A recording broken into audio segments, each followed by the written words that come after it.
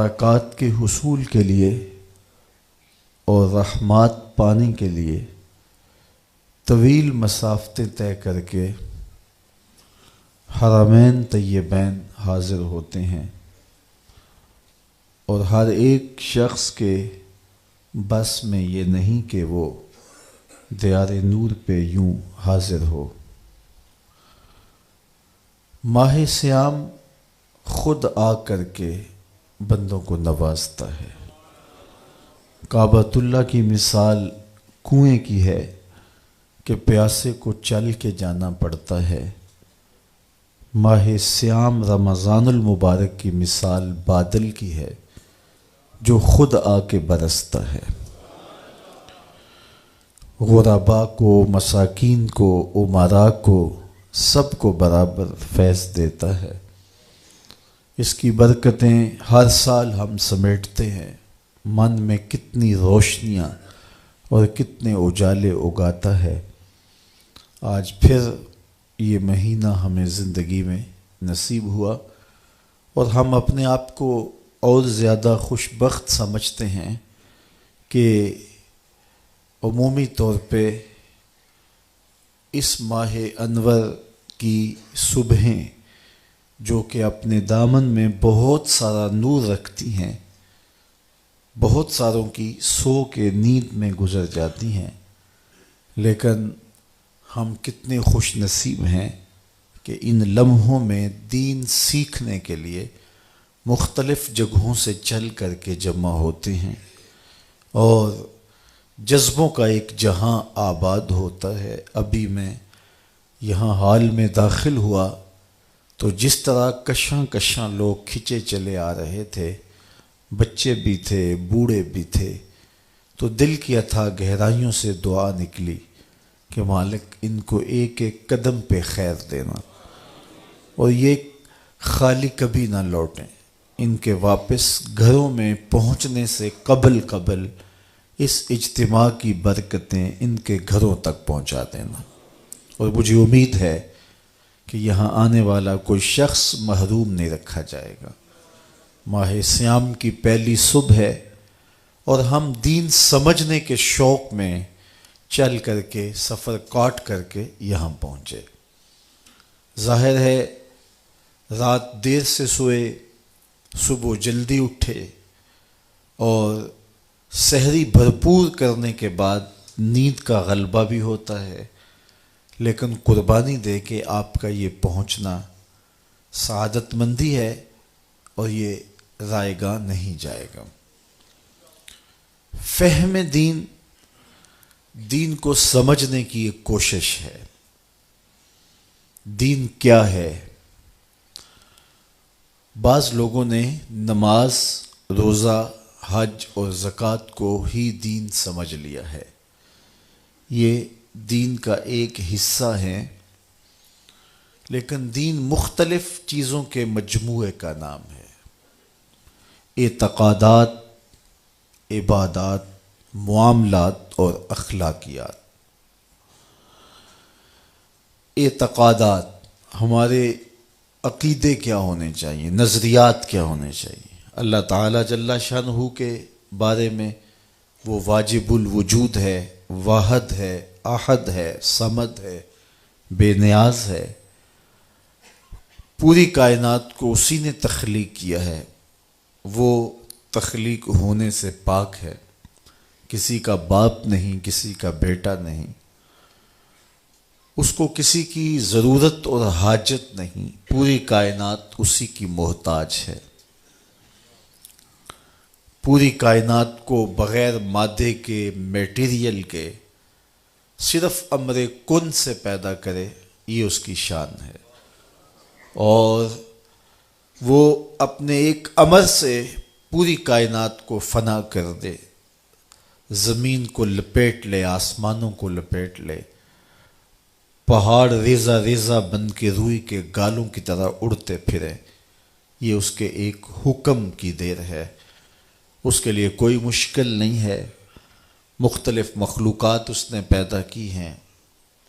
انسانی ہدایت کے لیے اس نے نبیوں کا سلسلہ جاری کیا اور مختلف قوموں کی طرف مختلف نبی جلوہ فراز ہوئے جو ہدایت کا سندیسہ لے کر صداقت کا پرچم تھامے ہوئے دنیا پہ جلوہ فراز ہوئے، لیکن ان سارے نبیوں کے امام اور مقتدا آمنہ کے لال تھے۔ حضور خاتم النبیین ہیں، آخری نبی ہیں۔ حضور کے بعد کسی ذلی بروزی اور کسی تشریعی اور غیر تشریعی نبی کی ضرورت باقی نہیں ہے۔ جو یہ دعویٰ کرے گا وہ دجال ہوگا، جھوٹا ہوگا، اور کوئی امکان حضور کے بعد نبوت کا باقی نہیں رہا۔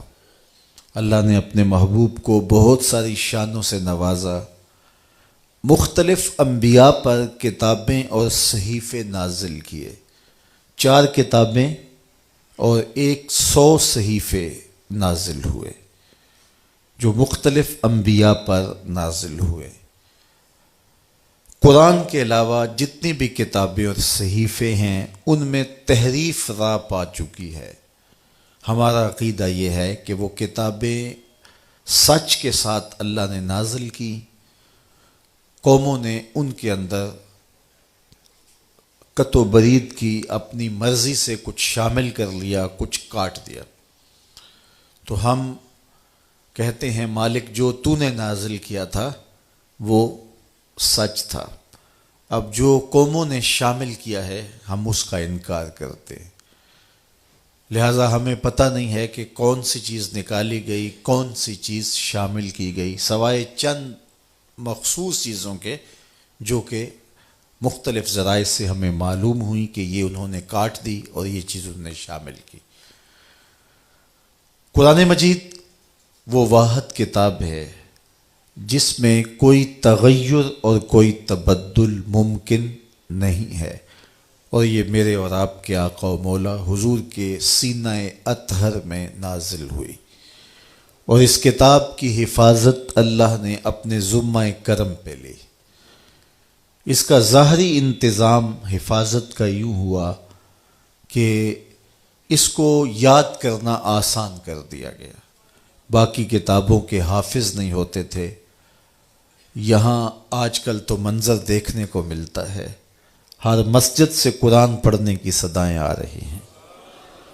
یہ اس کتاب کا معجزہ ہے اور یہ سینوں میں محفوظ ہے، اس کے احکام اٹل ہیں، اس کی ہر بات سچی ہے۔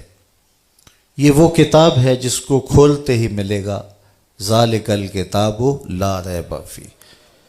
دنیا کے بڑے سے بڑے مصنف نے بھی کچھ لکھا ہو تو وہ آخر میں لکھتا ہے یا ابتدا میں کہ کوئی ایسا سکم پائیں تو مجھے بتائیں تاکہ اگلے ایڈیشن میں اس کی اصلاح کر دی جائے، لیکن یہ کتاب کھولتے ہی ملے گا اس میں کوئی سکم ہے ہی نہیں۔ اور یہ صرف کتاب اللہ قرآن مجید کا دعویٰ ہے، باقی دنیا کے بڑے بڑے مصنفین یہ دعویٰ نہیں کر سکتے۔ امام شافعی علیہ رحمہ نے ایک جز لکھا اور اپنے شاگرد کو کہا کہ اس کو میرے سامنے پڑھو، ہو سکتا ہے کوئی غلطی رہ گئی ہو تو میں اس سے آگاہ ہو جاؤں اور تصحیح ہو جائے۔ تو اس نے آپ کے سامنے اس کتاب کو پڑھا تو آپ کچھ غلطیوں پر متنبہ ہوئے اور اصلاح فرمائی۔ کہا پھر دوبارہ پڑھو، پھر دوبارہ پڑھا گیا تو پھر نئی غلطیوں پر متنبہ ہوئے اور اصلاح کی۔ پھر کہا پڑھو، تیسری مرتبہ پڑھا تو پھر سوچا کہ یہاں یہ لفظ ہوتا تو زیادہ بہتر تھا، اسے کاٹ کے اسے لگاؤ، یہاں یہ رکھو۔ اس طرح وہ کتاب امام شافعی علیہ رحمہ کے سامنے 70 مرتبہ پڑھی گئی، اور ہر بار کسی نئی غلطی سے متنبہ ہوتے۔ پھر آپ نے پڑھنے والے کو کہا داہو، اسے چھوڑ دے، شافعی کی کتاب یہ حق نہیں رکھتی کہ اس میں کوئی غلطی نہ ہو، یہ حق صرف اللہ کی کتاب قرآن کو حاصل ہے۔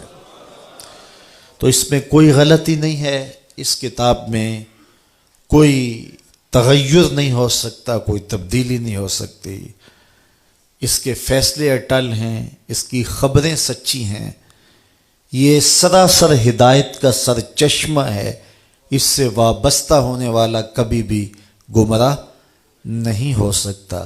سیدنا علی المرتضیٰ رضی اللہ تعالی عنہ کی مرویات سے ہے، میرے حضور علیہ السلام قرب قیامت کے فتنوں کا ذکر کر رہے تھے تو عرض کی یا رسول اللہ صلی اللہ علیہ وسلم، پھر جب فتنے اتنے اتریں گے تو پھر ہمارے پاس بچنے کی صورت کیا ہوگی؟ تو برجستہ فرمایا اللہ کی کتاب قرآن مجید۔ تو یہ کتاب اگر پاس ہو، من میں اتار لو، تو پھر گمراہیاں قریب نہیں آ سکتی، آپ ہدایت کی راہوں کے مسافر ہوں گے۔ اللہ تعالیٰ جل شانہ نے جنت دوزخ کو پیدا کیا اور ان پر ایمان لانا ہمارے اعتقادات میں شامل ہے۔ جنت اللہ کی رضا کا مظہر ہے، دوزخ اللہ کے قہر و غضب کا مظہر ہے۔ مطلب کیا؟ جس پہ راضی ہوگا اس کو جنت میں بھیجے گا، جس پہ ناراض ہوگا اس کو جہنم میں ڈالے گا۔ اس لیے جنت اور دوزخ کا مذاق اڑانا، ان کو ہلکا جاننا، یہ مومن کا شیوا نہیں ہے۔ تو یہ اللہ کی رضا اور قہر و غضب کے مظاہر ہیں۔ حضور علیہ الصلاۃ والسلام نے جنت کے لیے دعائیں کی ہیں اور جہنم سے پناہ طلب کی ہے۔ امتیوں کو بھی کہا جب اللہ سے مانگو تو جنت الفردوس مانگو۔ جہنم سے پناہ مانگنے کی تلقین کی گئی چونکہ وہ اللہ کے قہر و غضب کا مظہر ہے۔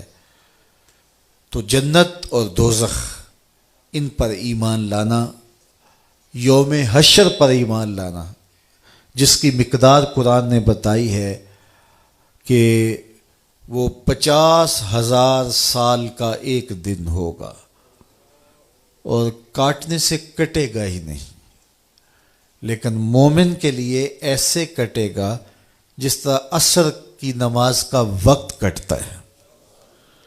اللہ اکبر۔ جس طرح قبر برزخ کی زندگی ہے وہ بھی ہمارے ایمانیات میں شامل ہے کہ مرنے کے بعد ہم دوبارہ اٹھائے جائیں گے اور قبر میں ہمیں 3 سوال پوچھے جائیں گے۔ پھر قبر یا جنت کے باغوں میں سے باغ ہے یا جہنم کے گڑھوں میں سے گڑھا ہے۔ جس کے لیے جہنم کا گڑھا تو اس کے لیے قبر کی منزل کاٹنا بھی مشکل ہوگی۔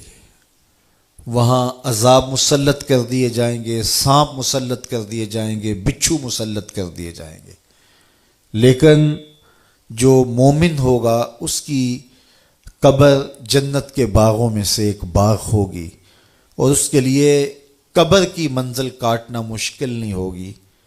وہ ایسے ہی ہوگا جس طرح ہار ٹوٹ گیا اور اس کے موتی اکٹھے کرنے لگا تو اتنے میں قیامت کھڑی ہو گئی۔ تو یہ ہمارے اعتقادات ہیں۔ فرشتوں پر ہمارا عقیدہ کہ وہ ایسی مخلوق ہے جو مختلف شکلوں میں متشکل ہو جاتی ہے اور اللہ کی نافرمانی نہیں کرتی۔ اسی طرح جن بھی مخلوقات میں شامل ہے۔ اچھی بری تقدیر پر ایمان لانے کی ہمیں تلقین کی گئی کہ اللہ تعالیٰ جل شانہ نے تقدیر لکھ دی ہے، جو لکھا ہے اس کے مطابق ہی ہو رہا ہے، لیکن جو چونکہ ہم نے کرنا تھا اس نے اپنے علم کے مطابق پہلے ہی تحریر فرما دیا۔ ہمارے دونوں کندھوں پر 2 فرشتے ہیں کرامن کاتبین جو ہمارے اعمال کو لکھ رہے ہیں اور قیامت کے دن وہ دفتر اللہ کے حضور پیش کر دیں گے، اور پھر وہ دفتر جس پر نامہ اعمال لکھے ہوں گے، وہ نامہ اعمال کا دفتر قیامت کے دن بندے کے ہاتھ میں دیا جائے گا۔ جو مومن صالح ہوگا، جس کا نامہ اعمال خیر سے بھرا ہوا ہوگا، اس کو دائیں ہاتھ میں وہ کتاب دی جائے گی اور دوسرے کو بائیں ہاتھ میں دی جائے گی اور پیچھے سے دی جائے گی، اور جس کو دائیں ہاتھ میں کتاب دی جائے گی وہ خوش ہوگا اور کہے گا آؤ پڑھو میری کتاب، اور جس کو بائیں ہاتھ میں کتاب دی گئی تو وہ سخت دکھی ہوگا اور کہے گا ما لہذا الکتاب لا یغادر صغیرۃ ولا کبیرۃ الا احصاها، ہائے اس کتاب کو کیا ہو گیا، اس نے چھوٹی بڑی کوئی بات نہ چھوڑی، سب کچھ لکھ دیا، لیکن پھر پچھتانے سے کچھ نہیں ہوگا۔ آج کا پچھتاوا کل کی بہتری کی ضمانت ہو سکتا ہے۔ ایمانیات میں اور بھی بہت ساری چیزیں آتی ہیں اور ان پر ایمان لانا ہمارے اوپر لازم اور ضروری ہے۔ بنیادی ہمارے عقیدے تین ہیں: عقیدہ توحید، عقیدہ رسالت اور عقیدہ آخرت۔ تو یہ دین کا ایک حصہ ہے ایمانیات، نظریات یا اعتقادات۔ دوسرا حصہ ہے عبادات۔ عبادات میں نماز آتی ہے۔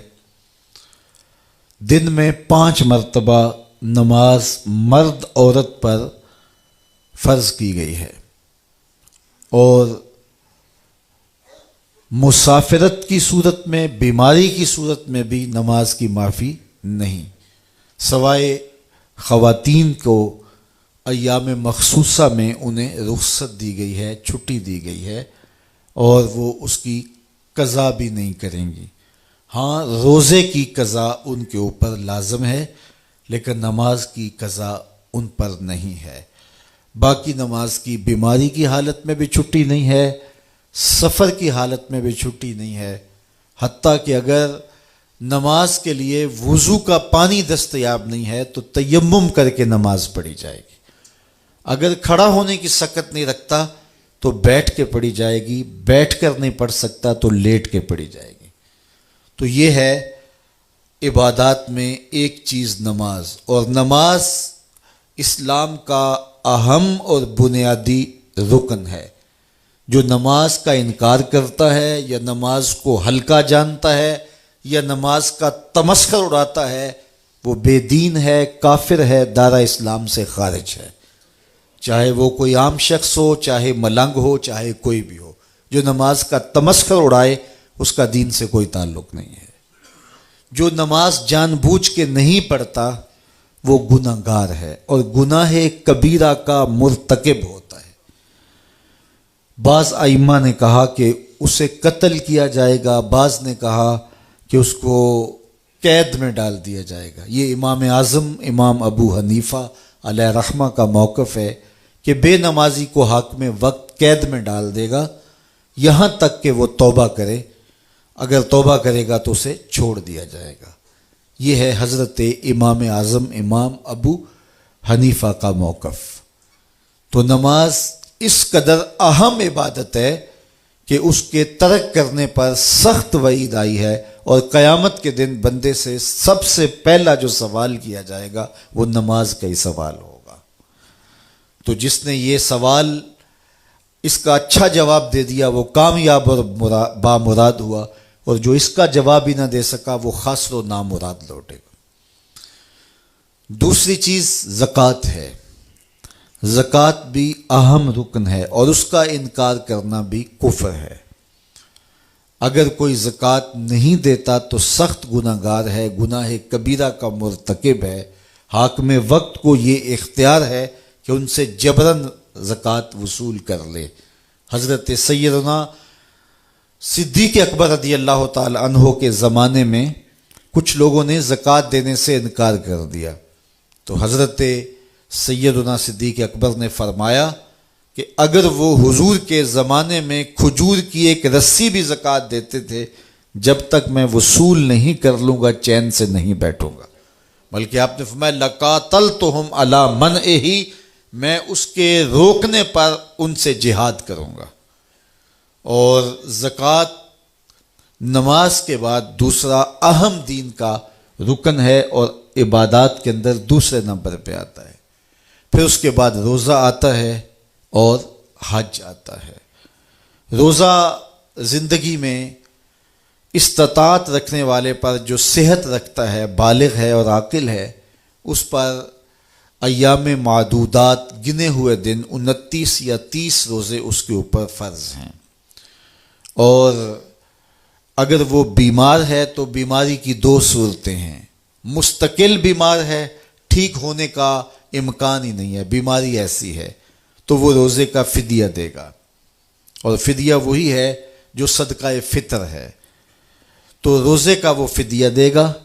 اور اگر بیماری ایسی ہے کہ عارضی ہے، ٹھیک ہو جائے گی، تو پھر صدقہ فطر نہیں ہے، وہ روزوں کی قضا کرے گا۔ تو روزے اگر کسی نے ترک کر دیے ماہ رمضان میں، بعد میں ساری زندگی بھی قضا کرے تو اس کا بدل نہیں ہو سکتے، اس لیے روزے ترک نہیں کرنے چاہیے۔ سفر میں اجازت دی گئی ہے تو وہ دیگر ایام میں اس کی قضا کی جا سکتی ہے۔ اسی طرح حج ہے، حج زندگی میں ایک مرتبہ فرض کیا گیا ہے صاحب استطاعت پر۔ عورت محرم کے ساتھ حج کرے گی، اگر محرم نہیں ہے اور عورت استطاعت رکھتی ہے، اس کے پاس مال کی فراوانی ہے لیکن محرم اس کے پاس نہیں ہے۔ محرم اس شخص کو کہتے ہیں جس کے ساتھ ابدی نکاح نہ ہو سکتا ہو، جس طرح بھائی ہے، باپ ہے، اور جو ہے وہ بھانجا ہے، بھتیجا ہے، تو شوہر بھی جو ہے اس سے نکاح ہو چکا ہے اور وہ نکاح کی وجہ سے محرم ہوا ہے، بیٹا ہے، تو یہ محارم ہیں۔ تو محرم کے بغیر اگر عورت حج کرے گی یا عمرے کے لیے جائے گی، جس طرح آج کل کسی اور کے ساتھ بھیج دیا جاتا ہے، تو یہ سفر معصیت ہے، گناہ کا سفر ہے۔ عورت کے لیے جائز نہیں ہے کہ وہ مرد کے بغیر اپنے شوہر، بھائی، بیٹے، بھانجے، بھتیجے یا باپ کے بغیر وہ 92 کلومیٹر 3 فرلانگ سے زیادہ کا سفر کرے۔ اگر کرے گی تو مجرم ہوگی، اسی لیے اس کو عمرے پر بھی جانے کی اجازت نہیں، حج پر بھی جانے کی اجازت نہیں صاحب استطاعت ہونے کے باوجود۔ تو پھر اس کو بازار جانے کی اجازت کیسے ہوگی؟ وہ اگر اتنے فاصلے پر ہے، اور اس کو پھر کسی دربار پہ جانے کی کس طرح اجازت ہوگی؟ اعلیٰ حضرت علیہ رحمہ سے سوال ہوا تو آپ نے ایک بزرگ کا حوالہ دے کے فرمایا کہ ان سے جب یہ پوچھا گیا تو وہ فرمانے لگے، تم یہ مجھے پوچھتے ہو کہ اس کا جانا جائز ہے یا نہیں، مجھ سے یہ پوچھو ان پہ لعنتیں کتنی برستی ہیں۔ تو اگر محرم نہیں ہے تو پھر عورت حج پہ بھی نہ جائے، عمرے پہ بھی نہ جائے۔ تو عورت کہتی ہے کہ میرا جی چاہتا ہے کہ میں روضہ رسول دیکھوں، میرا جی چاہتا ہے کہ میں کعبۃ اللہ کے نظارے کروں، اور میرے پاس محرم نہیں ہے اور آپ مجھے روک رہے ہیں۔ تو بی بی میں نے نہیں روکا، اللہ کے رسول نے روکا ہے۔ تو صبر کرے گی تو گنبد خضرا نہیں دیکھنے جائے گی، گنبد خضرا والا تیرے پہ راضی ہوگا۔ تو کعبہ دیکھنے نہیں جائے گی، کعبے والا تیرے پہ راضی ہوگا، اس لیے کہ تو نے کعبے والے کے حکم کو مانا ہے، گنبد خضرا والے کے حکم کو مانا ہے۔ تو استطاعت ہونے کے باوجود عورت کے پاس اگر محرم نہیں ہے تو وہ حج کو نہیں جائے گی۔ حج زندگی میں ایک مرتبہ ہی جو ہے وہ واجب ہے۔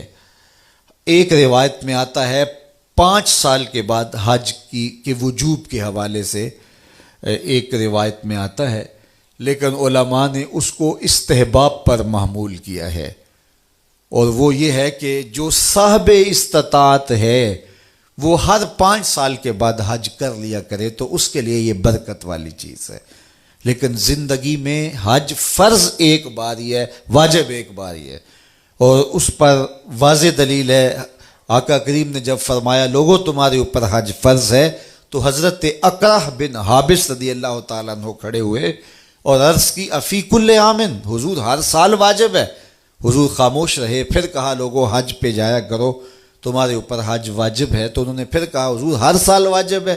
حضور پھر خاموش رہے، تو تیسری مرتبہ جب پھر فرمایا تو انہوں نے پھر یہ بات کہی، تو پھر حضور نے وقفہ سکوت کو توڑتے ہوئے فرمایا تم سے پچھلی امتیں نبیوں پر کثرت سوالات کی وجہ سے ہلاک کر دی گئیں، زیادہ سوال نہ کیا کرو۔ لو قلت نعم لوجبت، اگر میری زبان سے ہاں نکل جاتی تو واجب بھی ہو جاتا۔ اس سے یہ بھی بات سمجھ میں آئی، وہ زبان جس کو سب کن کی کنجی کہیں، اس کی نافذ حکومت پہ لاکھوں سلام۔ حضور جو کہہ دے وہ دین ہوتا ہے۔ تو حج زندگی میں ایک مرتبہ واجب ہے۔ تو یہ عبادات ہیں۔ اسی طرح نوافل ہیں، نماز جنازہ ہے، اس کے آگے پھر احکامات ہیں۔ نماز جنازہ فرض عین نہیں ہے، وہ فرض کفایہ ہے۔ نمازیں فرض عین ہیں، اور جنازہ فرض کفایہ ہے، اور اس کے بعد دیگر کچھ عبادات ہیں۔ تو یہ دوسرا حصہ ہے دین کا۔ تیسرا حصہ دین کا معاملات ہیں۔ معاملات کے اندر ازدواجی زندگی ہے، نکاح ہے، طلاق ہے، خلا کے مسائل ہیں، اسی طرح کاروبار ہے، بیع و شراء ہے، اس کی شرائط ہیں، کاروباری شخص کے لیے ان کا سیکھنا ضروری ہے تاکہ وہ ان اصولوں کے ساتھ تجارت کر سکے۔ اسی طرح دیگر احکام ہیں، وہ سارے وراثت کے مسائل اس کے اندر آتے ہیں، اور بہت سارے مسائل آتے ہیں، تو یہ بھی دین کا ایک حصہ ہے۔ چوتھی چیز اخلاقیات ہیں، ہمارے رویے ہیں، ہمارے انداز ہائے زندگی ہیں۔ ہم نے ہمسائے کے ساتھ رویہ کیا رکھنا ہے، ہم نے ماں باپ کے آداب کی رعایت کیسے کرنی ہے، ہم نے بچوں کی تربیت کیسے کرنی ہے، ہم نے بولنا ہے تو ہمارا انداز تکلم کیا ہونا چاہیے، جھوٹ نہیں بولیں گے، چغلی نہیں کریں گے، غیبت نہیں کریں گے، کسی کا دل نہیں دکھائیں گے، اذیت نہیں پہنچائیں گے، کسی کے پرائیویٹ معاملات کے اندر دخل اندازی نہیں کریں گے۔ اسی طرح جو ہے وہ اور بہت سارے معاملے ہیں جن کا تعلق اخلاقیات سے ہے، اور دین حسن خلق کا نام ہے۔ قیامت کے دن جب نامہ اعمال میں عمل ڈالے جائیں گے، سب سے زیادہ جس عمل کا وزن ہوگا وہ حسن خلق ہوگا۔ تو لوگوں کے ساتھ مسکرا کے ملیں، لوگوں کے ساتھ محبت سے پیش آئیں، لوگوں کے ساتھ جو وعدہ کیا ہے اس کو پورا کریں، جو لوگوں کے ساتھ عہد کیا ہے اس کی پاسداری کریں، اور حسن سلوک کے ساتھ پیش آئیں۔ تو بعض اوقات ہم صرف جو ہے وہ نماز روزے کو دین سمجھتے ہیں، تو یہ سب کچھ سیکھنا چاہیے۔ اگر سڑک پر اشارہ لگا ہے رکنے کا تو وہاں سے کراس کر جانا، اور جہاں سٹاپ نہ کرنے کا کہا گیا ہے وہاں گاڑی پارک کر لینا، یہ بھی ہمارے اخلاقیات میں آتا ہے۔ اگرچہ یہ انتظامی امور ہوتے ہیں اور یہ حکومت وقت نے یا مقامی جو ہے وہ لوکل گورنمنٹ نے بنائے ہوئے ہوتے ہیں، لیکن ہمارا دین ہمیں انہیں بھی فالو کرنے کی تلقین کرتا ہے۔ لیکن چونکہ عمومی طور پہ ممبر و محراب سے جب فہم دین کی بات ہوتی ہے تو اس وقت صرف نماز، روزہ، حج، زکوٰۃ اور دیگر مسائل شریعہ اور دینیہ پر ہی بات ہوتی ہے، جبکہ میں نے عرض کیا کہ دین مختلف چیزوں کے مجموعے کا نام ہے۔ یہ پوری زندگی گزارنے کا ایک اسلوب ہے جس میں ہماری نجی زندگی بھی آتی ہے، ہماری گھریلو آئلی زندگی بھی آتی ہے، ہماری معاشرتی پوری سیاسی زندگی بھی آتی ہے، جس میں ہمارے جو ہے وہ اپنے رب کے ساتھ جو پرائیویٹ تعلقات ہیں عبادات کے وہ بھی آتے ہیں، مخلوق کے ساتھ جو ہمارے تعلقات ہیں معاملات کے وہ بھی اس کے اندر آتے ہیں، اور لوگوں کے ساتھ اس نے سلوک و رویے جو ہیں وہ بھی آتے ہیں۔ اور ہمیں ایک ایک عمل ہمارے دین نے ہمیں سکھایا ہے۔ میرے آقا کریم علیہ الصلوۃ والسلام نے واش روم میں داخل ہونے کا طریقہ بھی بتایا، وہاں بیٹھنے کا سلیقہ بھی بتایا، اور ہمیں سایہ دار درخت کے نیچے بول و براز کرنے سے روکا گیا، اس لیے کہ کوئی گزرتا ہوا شخص سستانے کے لیے وہاں رکے گا تو پھر اس کو وہاں اس بول و براز کی وجہ سے تعفن اور بدبو کا سامنا کرنا پڑے گا جو اس کی طبیعت پہ گراں ہوگا۔ اس لیے سایہ دار درخت کے نیچے بھی بول و براز کرنے سے منع کیا گیا، پھل دار درخت کے نیچے بھی بول و براز کرنے سے منع کیا گیا، کہ اوپر سے کوئی پھل گرے گا تو وہ گندی جگہ پہ گرے گا، تو اگر کوئی شخص اس کو اٹھا کے کھا لیتا ہے تو وہ بیماری کا شکار ہو سکتا ہے۔ اس سے ہمیں منع کیا، یہ بات ہمیں سمجھائی گئی اور ہمیں یہ بات سکھائی گئی۔ ہمارے دین نے کوئی امر ہم سے مخفی نہیں رکھا ہے۔ حضور نے فرمایا انما انا لکم مثل الوالد، فرمایا لوگوں میں تمہارے لیے باپ کی جگہ پر ہوں۔ جس طرح باپ اپنے بچے کو چھوٹی چھوٹی باتیں بھی سکھاتا ہے اور بڑی بڑی باتیں بھی سکھاتا ہے، آمنہ کے لال نے ہم سے کوئی شے کائنات کی مخفی نہیں رکھی، اپنی امت کو ہر شے سکھا کے گئے۔ بیٹھنے اٹھنے کا سلیقہ بتایا، سونے جاگنے کا سلیقہ بتایا، کھانے پینے کا سلیقہ بتایا، پانی پینے کا طریقہ بتایا، اور اس کی مقدار کیا کچھ حضور نے ہم سے جو ہے وہ شیئر نہیں کیا، کیا کچھ حضور نے ہمیں بتایا نہیں۔ اس لیے دین جو ہے وہ صرف چند عبادات کا نام نہیں ہے، دین معاملات، اخلاقیات اور جو ہے وہ دین اعتقادات اور عبادات، ان چاروں چیزوں کے مجموعے کا نام ہے۔ اس لیے ہمیں ساری چیزوں کو سمجھنا چاہیے اور ان چیزوں پر عمل کرنا چاہیے، اور زندگی کے ایک ایک گوشے کے اندر ہمیں پوری رہنمائی دی گئی ہے۔ کسی دین نے جو ہے وہ کسی اپنے ماننے والے کو اتنی تفصیل سے آگہی نہیں دی جتنی دین اسلام نے اپنے ماننے والوں کو آگہی دی ہے۔ اس لیے ہمیں مسجد سے پورا دین سیکھنا چاہیے، اور جو بھی ہم کر رہے ہوں وہ ہمارا دین ہوتا ہے، اور ہماری دنیا کیا ہوتی ہے؟ وہی کام جو ہم کر رہے ہیں جب خدا سے کٹ کے کریں گے تو پھر وہ دنیا ہوگی، خدا سے جڑ کے کریں گے تو وہ دین ہوگا۔ ملا رومی فرماتے ہیں چیز دنیا از خدا غافل بدن، دنیا کیا ہے؟ خدا سے غافل ہونا دنیا ہے۔ وہی کام دنیا بن جائے گا اگر خدا سے غافل ہو کے کریں گے، اور وہی کام دین بن جائے گا اگر خدا کے تابع ہو کے کریں گے۔ حدیث میں آتا ہے کہ حضور نے فرمایا جو لقمہ کما کے تم اپنی بیوی کے منہ میں رکھتے ہو وہ بھی صدقہ لکھا جاتا ہے، جو تم اپنے بچوں کو کھلاتے ہو وہ بھی صدقہ ہے، جو تم اپنے ہمسایوں کے ساتھ سلوک کرتے ہو وہ بھی صدقہ ہے۔ حتیٰ کہ مرد جب اپنی بیوی کے ساتھ تنہائی میں بیٹھتا ہے اور اس سے خوش گپیوں میں مصروف ہوتا ہے، اللہ کے محبوب فرماتے ہیں اس پر بھی اس کو اجر دیا جاتا ہے۔ تو مومن کی تو پھر پوری زندگی دین ہی دین ہے، اور یہ نفع ہی نفع ہے۔ اس لیے ہمیں اپنی خواہشات کو ترک کر کے اللہ رسول کے سپرد اپنے آپ کو کرنا ہوگا۔ تو جب اللہ رسول کے ہم سپرد کر دیں گے تو ہماری خواہشات کا وہ خود لحاظ رکھتے ہیں۔ خوشی کا موقع ہے تو ہمیں ضابطے دیے گئے۔ دیکھیے ایک سادی میں مثال دیتا ہوں کہ یہاں مہمان آ گئے یا آپ کو کوئی چیز دینی ہے تو میں آپ کو ایک ایک کر کے جو ہے وہ بانٹوں گا، تقسیم کروں گا، آپ کے آگے رکھوں گا۔ لیکن شادی آئی تو اب کہا خرما تقسیم کرو، یعنی وہ چوہارے بانٹنے ہیں، تو اس کو کہا بانٹنے نہیں ہیں۔ کیوں؟ اس لیے کہ موقع شادی کا ہے، احکام بھی اس کے مطابق ہوں گے۔ اب اس کو بانٹنا نہیں ہے، اس کو لٹانا ہے، یعنی اس کو پھینکیں گے۔ جب پھینکیں گے تو لوگ چھینا جھپٹی کر کے ایک دوسرے سے لیں گے، ماحول میں شگفتگی پیدا ہوگی۔ آمنہ کے لال جانتے ہیں خوشی کے موقع ہیں، ان کے جو ہیں وہ مسائل بھی خوشی کے مطابق ہی مرتب ہونے چاہیے۔ تو غم کا موقع ہے تو اس کے مطابق مسائل ہیں، خوشی کا موقع ہے تو اس کے مطابق مسائل ہیں۔ اس لیے ہمیں اپنی پوری زندگی جب دین کے سپرد کر دیں گے، دین، بعض لوگوں نے سمجھا ہے کہ دین تسبیح پکڑ کے بس اللہ اللہ کرنے کا نام ہے، باقی معاملات زندگی یہ تو ہمارا مسئلہ ہے۔ یہ ہمارا مسئلہ نہیں، یہ سارا ہی دین کا مسئلہ ہے۔ دین ہمیں خوشیاں بھی دیتا ہے، غموں کو پاٹنے کا سلیقہ بھی دیتا ہے، دکھ آ جائیں تو کیسے گزرنا ہے، خوشی کو کیسے منانا ہے، اولاد کی تربیت کیسے کرنی ہے، خلوت میں اپنی زوجہ کے ساتھ کیسے بیٹھ کر کے گفتگو کا انداز اختیار کرنا ہے، یہ سب کچھ ہمارے آقا و مولا نے ہمیں بتایا ہے۔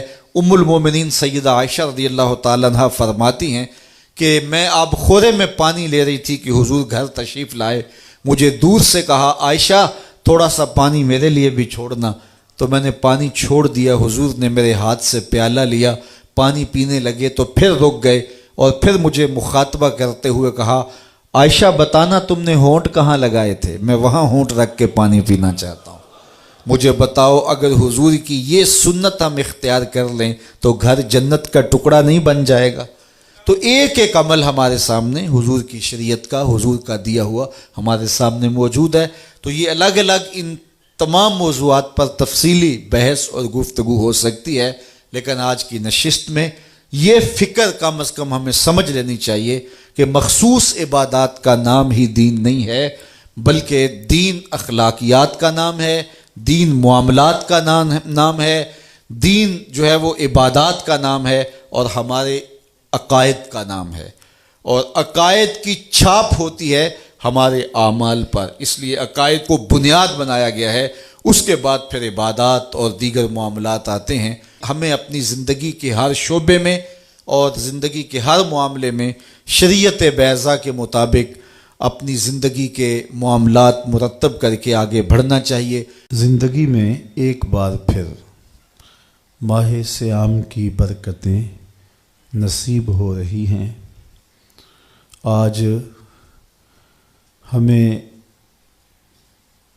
ماہ رمضان کی پہلی صبح کا منظر دیکھنا نصیب ہوا۔ یہ سعادت ہمارے حصے میں لکھی تھی، زندگی میں ایک بار پھر نصیب ہوئی۔ یہ مہینہ اپنے دامن میں برکتیں، رحمتیں لیے ہوئے جلوہ فراز ہوا ہے۔ اللہ اس مہمان مہینے کی تعظیم و قدر کی توفیق عطا فرمائے۔ بہت سارے لوگ برکات کے حصول کے لیے اور رحمات پانے کے لیے طویل مسافتیں طے کر کے حرمین طیبین حاضر ہوتے ہیں، اور ہر ایک شخص کے بس میں یہ نہیں کہ وہ دیار نور پہ یوں حاضر ہو۔ ماہ صیام خود آ کر کے بندوں کو نوازتا ہے۔ کعبۃ اللہ کی مثال کنویں کی ہے کہ پیاسے کو چل کے جانا پڑتا ہے۔ ماہ صیام رمضان المبارک کی مثال بادل کی ہے جو خود آ کے برستا ہے، غرباء کو، مساکین کو، امراء کو، سب کو برابر فیض دیتا ہے۔ اس کی برکتیں ہر سال ہم سمیٹتے ہیں، من میں کتنی روشنیاں اور کتنے اجالے اگاتا ہے۔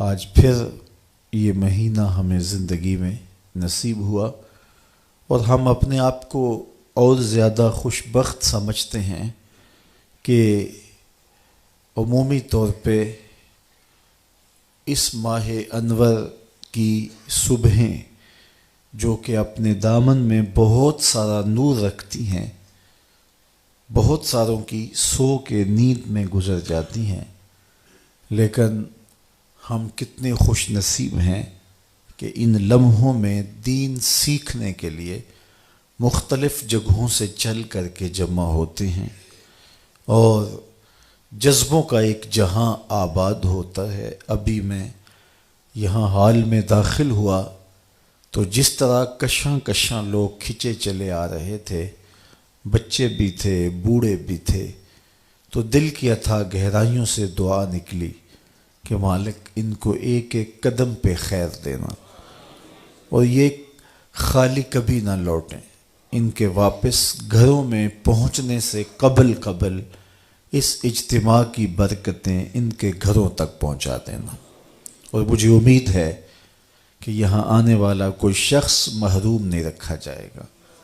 ماہ صیام کی پہلی صبح ہے، اور ہم دین سمجھنے کے شوق میں چل کر کے سفر کاٹ کر کے یہاں پہنچے۔ ظاہر ہے رات دیر سے سوئے، صبح جلدی اٹھے، اور سحری بھرپور کرنے کے بعد نیند کا غلبہ بھی ہوتا ہے، لیکن قربانی دے کے آپ کا یہ پہنچنا سعادت مندی ہے، اور یہ رائے گاہ نہیں جائے گا۔ فہم دین کو سمجھنے کی ایک کوشش ہے۔ دین کیا ہے؟ بعض لوگوں نے نماز، روزہ، حج اور زکوٰۃ کو ہی دین سمجھ لیا ہے۔ یہ دین کا ایک حصہ ہے، لیکن دین مختلف چیزوں کے مجموعے کا نام ہے۔ اعتقادات، عبادات، معاملات اور اخلاقیات۔ اعتقادات، ہمارے عقیدے کیا ہونے چاہیے، نظریات کیا ہونے چاہیے۔ اللہ تعالیٰ جل شانہ کے بارے میں وہ واجب الوجود ہے، واحد ہے، احد ہے، صمد ہے، بے نیاز ہے۔ پوری کائنات کو اسی نے تخلیق کیا ہے، وہ تخلیق ہونے سے پاک ہے۔ کسی کا باپ نہیں، کسی کا بیٹا نہیں، اس کو کسی کی ضرورت اور حاجت نہیں، پوری کائنات اسی کی محتاج ہے۔ پوری کائنات کو بغیر مادے کے، میٹیریل کے، صرف امر کن سے پیدا کرے، یہ اس کی شان ہے، اور وہ اپنے ایک امر سے پوری کائنات کو فنا کر دے، زمین کو لپیٹ لے، آسمانوں کو لپیٹ لے، پہاڑ ریزہ ریزہ بن کے روئی کے گالوں کی طرح اڑتے پھرے، یہ اس کے ایک حکم کی دیر ہے، اس کے لیے کوئی مشکل نہیں ہے۔ مختلف مخلوقات اس نے پیدا کی ہیں، انسانی ہدایت کے لیے اس نے نبیوں کا سلسلہ جاری کیا، اور مختلف قوموں کی طرف مختلف نبی جلوہ فراز ہوئے، جو ہدایت کا سندیسہ لے کر صداقت کا پرچم تھامے ہوئے دنیا پہ جلوہ فراز ہوئے، لیکن ان سارے نبیوں کے امام اور مقتدی آمنہ کے لال تھے۔ حضور خاتم النبیین ہیں، آخری نبی ہیں۔ حضور کے بعد کسی ذلی، بروزی اور کسی تشریعی اور غیر تشریعی نبی کی ضرورت باقی نہیں ہے۔ جو یہ دعویٰ کرے گا وہ دجال ہوگا، جھوٹا ہوگا، اور کوئی امکان حضور کے بعد نبوت کا باقی نہیں رہا۔ اللہ نے اپنے محبوب کو بہت ساری شانوں سے نوازا، مختلف انبیاء پر کتابیں اور صحیفے نازل کیے، 4 کتابیں اور 100 صحیفے نازل ہوئے جو مختلف انبیاء پر نازل ہوئے۔ قرآن کے علاوہ جتنی بھی کتابیں اور صحیفے ہیں ان میں تحریف راہ پا چکی ہے۔ ہمارا عقیدہ یہ ہے کہ وہ کتابیں سچ کے ساتھ اللہ نے نازل کی، قوموں نے ان کے اندر قط و برید کی، اپنی مرضی سے کچھ شامل کر لیا، کچھ کاٹ دیا۔ تو ہم کہتے ہیں مالک جو تو نے نازل کیا تھا وہ سچ تھا، اب جو قوموں نے شامل کیا ہے ہم اس کا انکار کرتے ہیں، لہٰذا ہمیں پتہ نہیں ہے کہ کون سی چیز نکالی گئی، کون سی چیز شامل کی گئی، سوائے چند مخصوص چیزوں کے جو کہ مختلف ذرائع سے ہمیں معلوم ہوئی کہ یہ انہوں نے کاٹ دی اور یہ چیز انہوں نے شامل کی۔ قرآن مجید وہ واحد کتاب ہے جس میں کوئی تغیر اور کوئی تبدل ممکن نہیں ہے، اور یہ میرے اور آپ کے آقا و مولا حضور کے سینہ اطہر میں نازل ہوئی، اور اس کتاب کی حفاظت اللہ نے اپنے ذمہ کرم پہ لی۔ اس کا ظاہری انتظام حفاظت کا یوں ہوا کہ اس کو یاد کرنا آسان کر دیا گیا، باقی کتابوں کے حافظ نہیں ہوتے تھے۔ یہاں آج کل تو منظر دیکھنے کو ملتا ہے، ہر مسجد سے قرآن پڑھنے کی صدائیں آ رہی ہیں۔ یہ اس کتاب کا معجزہ ہے اور یہ سینوں میں محفوظ ہے، اس کے احکام اٹل ہیں، اس کی ہر بات سچی ہے۔ یہ وہ کتاب ہے جس کو کھولتے ہی ملے گا ذالک الکتاب لا ریب فیہ۔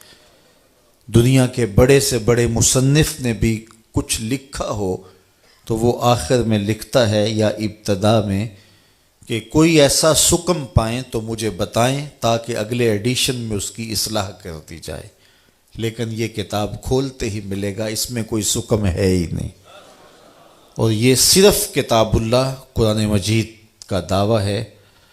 باقی دنیا کے بڑے بڑے مصنفین یہ دعویٰ نہیں کر سکتے۔ امام شافعی علیہ رحمہ نے ایک جز لکھا اور اپنے شاگرد کو کہا کہ اس کو میرے سامنے پڑھو، ہو سکتا ہے کوئی غلطی رہ گئی ہو تو میں اس سے آگاہ ہو جاؤں اور تصحیح ہو جائے۔ تو اس نے آپ کے سامنے اس کتاب کو پڑھا تو آپ کچھ غلطیوں پر متنبہ ہوئے اور اصلاح فرمائی، کہا پھر دوبارہ پڑھو، پھر دوبارہ پڑھا گیا تو پھر نئی غلطیوں پر متنبہ ہوئے اور اصلاح کی. پھر کہا پڑھو، تیسری مرتبہ پڑھا تو پھر سوچا کہ یہاں یہ لفظ ہوتا تو زیادہ بہتر تھا، اسے کاٹ کے اسے لگاؤ، یہاں یہ رکھو. اس طرح وہ کتاب امام شافعی علیہ رحمہ کے سامنے 70 مرتبہ پڑھی گئی، اور ہر بار کسی نئی غلطی سے متنبہ ہوتے. پھر آپ نے پڑھنے والے کو کہا داہو، اسے چھوڑ دے، شافعی کی کتاب یہ حق نہیں رکھتی کہ اس میں کوئی غلطی نہ ہو، یہ حق صرف اللہ کی کتاب قرآن کو حاصل ہے. تو اس میں کوئی غلطی نہیں ہے، اس کتاب میں کوئی تغیر نہیں ہو سکتا، کوئی تبدیلی نہیں ہو سکتی، اس کے فیصلے اٹل ہیں، اس کی خبریں سچی ہیں، یہ سراسر ہدایت کا سرچشمہ ہے، اس سے وابستہ ہونے والا کبھی بھی گمراہ نہیں ہو سکتا. سیدنا علی المرتضیٰ رضی اللہ تعالی عنہ کی مرویات سے ہے، میرے حضور علیہ السلام قرب قیامت کے فتنوں کا ذکر کر رہے تھے تو عرض کی یا رسول اللہ صلی اللہ علیہ وسلم، پھر جب فتنے اتنے اتریں گے تو پھر ہمارے پاس بچنے کی صورت کیا ہوگی؟ تو برجستہ فرمایا اللہ کی کتاب قرآن مجید. تو یہ کتاب اگر پاس ہو، من میں اتار لو، تو پھر گمراہیاں قریب نہیں آ سکتی، آپ ہدایت کی راہوں کے مسافر ہوں گے. اللہ تعالیٰ جل شانہ نے جنت دوزخ کو پیدا کیا اور ان پر ایمان لانا ہمارے اعتقادات میں شامل ہے. جنت اللہ کی رضا کا مظہر ہے، دوزخ اللہ کے قہر و غضب کا مظہر ہے. مطلب کیا؟ جس پہ راضی ہوگا اس کو جنت میں بھیجے گا، جس پہ ناراض ہوگا اس کو جہنم میں ڈالے گا. اس لیے جنت اور دوزخ کا مذاق اڑانا، ان کو ہلکا جاننا، یہ مومن کا شیوا نہیں ہے. تو یہ اللہ کی رضا اور قہر و غضب کے مظاہر ہیں. حضور علیہ الصلاۃ والسلام نے جنت کے لیے دعائیں کی ہیں اور جہنم سے پناہ طلب کی ہے. امتیوں کو بھی کہا جب اللہ سے مانگو تو جنت الفردوس مانگو. جہنم سے پناہ مانگنے کی تلقین کی گئی چونکہ وہ اللہ کے قہر و غضب کا مظہر ہے. تو جنت اور دوزخ ان پر ایمان لانا، یوم حشر پر ایمان لانا، جس کی مقدار قرآن نے بتائی ہے کہ وہ 50,000 سال کا ایک دن ہوگا اور کاٹنے سے کٹے گا ہی نہیں. لیکن مومن کے لیے ایسے کٹے گا جس طرح عصر کی نماز کا وقت کٹتا ہے. اللہ اکبر. جس طرح قبر برزخ کی زندگی ہے وہ بھی ہمارے ایمانیات میں شامل ہے کہ مرنے کے بعد ہم دوبارہ اٹھائے جائیں گے اور قبر میں ہمیں 3 سوال پوچھے جائیں گے. پھر قبر یا جنت کے باغوں میں سے باغ ہے یا جہنم کے گڑھوں میں سے گڑھا ہے. جس کے لیے جہنم کا گڑھا تو اس کے لیے قبر کی منزل کاٹنا بھی مشکل ہوگی. وہاں عذاب مسلط کر دیے جائیں گے، سانپ مسلط کر دیے جائیں گے، بچھو مسلط کر دیے جائیں گے. لیکن جو مومن ہوگا اس کی قبر جنت کے باغوں میں سے ایک باغ ہوگی اور اس کے لیے قبر کی منزل کاٹنا مشکل نہیں ہوگی. وہ ایسے ہی ہوگا جس طرح ہار ٹوٹ گیا اور اس کے موتی اکٹھے کرنے لگا تو اتنے میں قیامت کھڑی ہوگی. تو یہ ہمارے اعتقادات ہیں. فرشتوں پر ہمارا عقیدہ کہ وہ ایسی مخلوق ہے جو مختلف شکلوں میں متشکل ہو جاتی ہے اور اللہ کی نافرمانی نہیں کرتی. اسی طرح جن بھی مخلوقات میں شامل ہے. اچھی بری تقدیر پر ایمان لانے کی ہمیں تلقین کی گئی کہ اللہ تعالیٰ جل شانہ نے تقدیر لکھ دی ہے، جو لکھا ہے اس کے مطابق ہی ہو رہا ہے. لیکن جو چونکہ ہم نے کرنا تھا اس نے اپنے علم کے مطابق پہلے ہی تحریر فرما دیا. ہمارے دونوں کندھوں پر 2 فرشتے ہیں کرامن کاتبین جو ہمارے اعمال کو لکھ رہے ہیں. اور قیامت کے دن وہ دفتر اللہ کے حضور پیش کر دیں گے، اور پھر وہ دفتر جس پر نامہ اعمال لکھے ہوں گے، وہ نامہ اعمال کا دفتر قیامت کے دن بندے کے ہاتھ میں دیا جائے گا۔ جو مومن صالح ہوگا، جس کا نامہ اعمال خیر سے بھرا ہوا ہوگا، اس کو دائیں ہاتھ میں وہ کتاب دی جائے گی، اور دوسرے کو بائیں ہاتھ میں دی جائے گی اور پیچھے سے دی جائے گی۔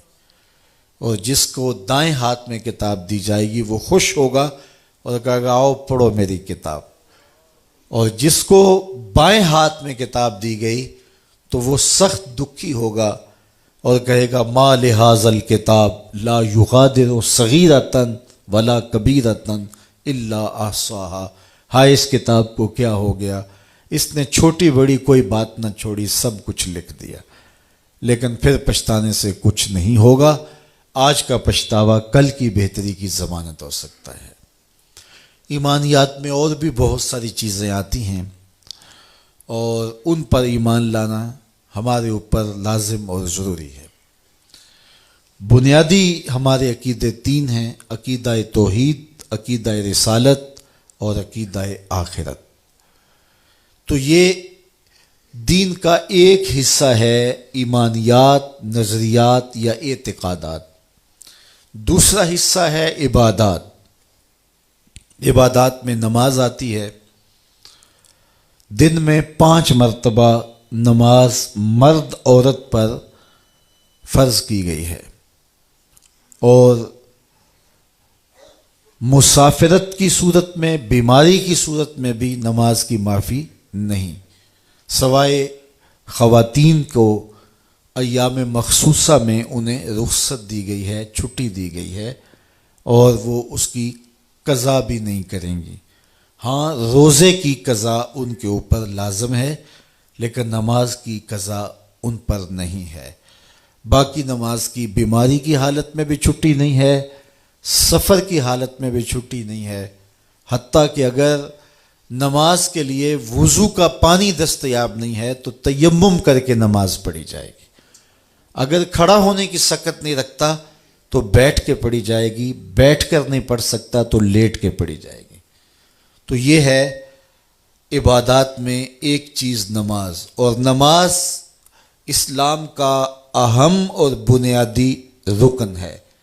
جو نماز کا انکار کرتا ہے یا نماز کو ہلکا جانتا ہے یا نماز کا تمسخر اڑاتا ہے، وہ بے دین ہے، کافر ہے، دائرہ اسلام سے خارج ہے، چاہے وہ کوئی عام شخص ہو، چاہے ملنگ ہو، چاہے کوئی بھی ہو۔ جو نماز کا تمسخر اڑائے اس کا دین سے کوئی تعلق نہیں ہے۔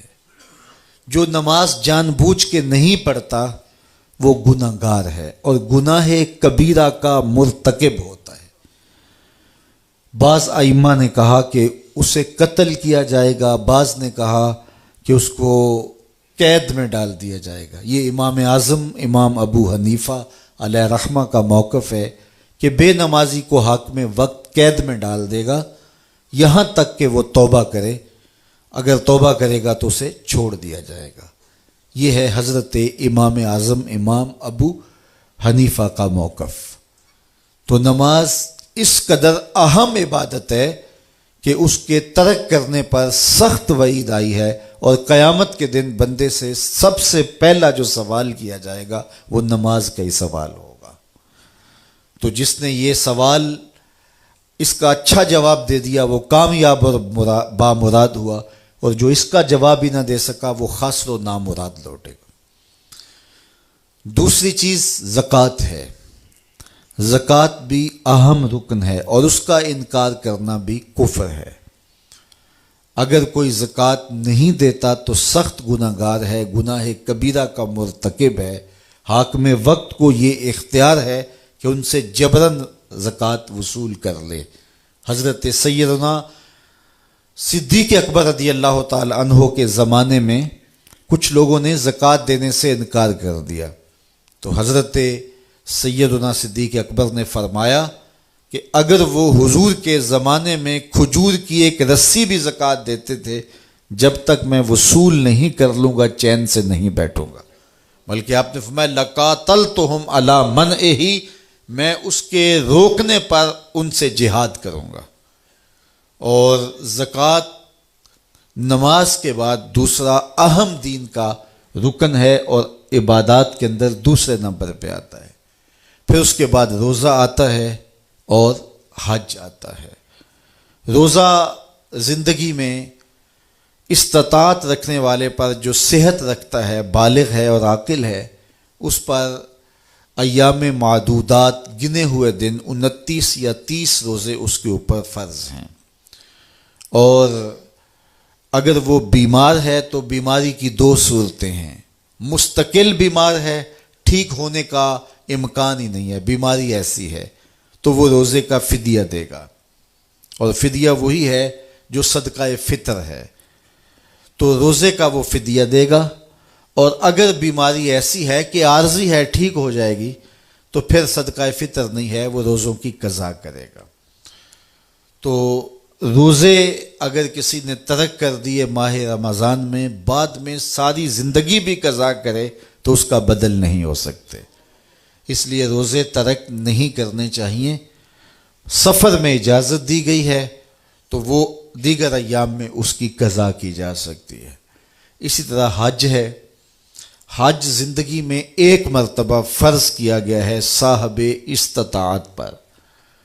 عورت محرم کے ساتھ حج کرے گی. اگر محرم نہیں ہے اور عورت استطاعت رکھتی ہے، اس کے پاس مال کی فراوانی ہے، لیکن محرم اس کے پاس نہیں ہے.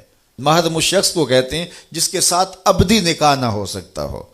جس طرح بھائی ہے، باپ ہے، اور جو ہے وہ بھانجا ہے، بھتیجا ہے، تو شوہر بھی جو ہے اس سے نکاح ہو چکا ہے اور وہ نکاح کی وجہ سے محرم ہوا ہے. بیٹا ہے، تو یہ محارم ہیں. تو محرم کے بغیر اگر عورت حج کرے گی یا عمرے کے لیے جائے گی، جس طرح آج کل کسی اور کے ساتھ بھیج دیا جاتا ہے، تو یہ سفر